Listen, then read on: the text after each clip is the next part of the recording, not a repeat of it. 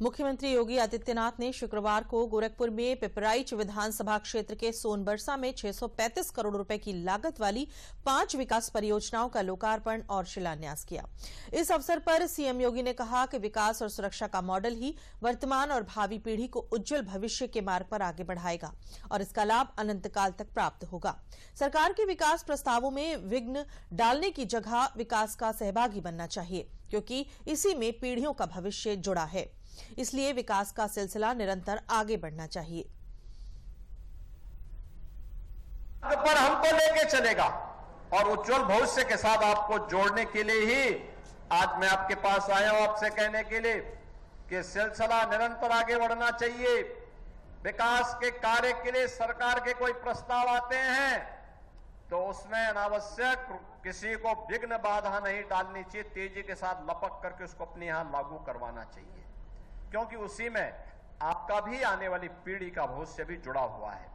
और विकास का कार्य जब तेजी के साथ आगे बढ़ेगा तो उसका लाभ अनंत काल तक आपको और आने वाली पीढ़ी को प्राप्त होगा।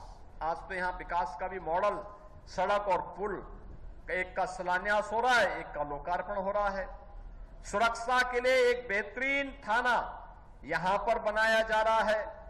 ये सभी सुविधाएं आपको मिल रही हैं। स्कूल के लिए बेसिक शिक्षा परिषद के स्कूल को फर्टिलाइजर से प्राप्त CSR की निधि से उसको एक आदर्श विद्यालय के रूप में स्थापित किया गया है और ग्राम सचिवालय को भी HURL के द्वारा जो मदद मिली थी उसी की मदद से हम लोगों ने इस ग्राम सचिवालय का निर्माण कार्य करके इसको आगे बढ़ाने का काम किया है।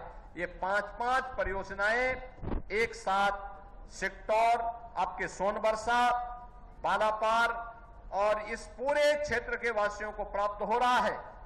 यह एक मॉडल बने, इसका लाभ अन्य गांवों के लोग भी प्राप्त कर सकें। इस विश्वास के साथ आज मैं आपके बीच में यहां पर उपस्थित हुआ हूं। मैं एक बार फिर से 635 करोड़ रुपए की इन परियोजनाओं के लिए आप सभी को हृदय से बधाई देता हूं और विश्वास व्यक्त करता हूं कि विकास और सुरक्षा के इस मॉडल के साथ आप अनवरत रूप से आगे बढ़ेंगे।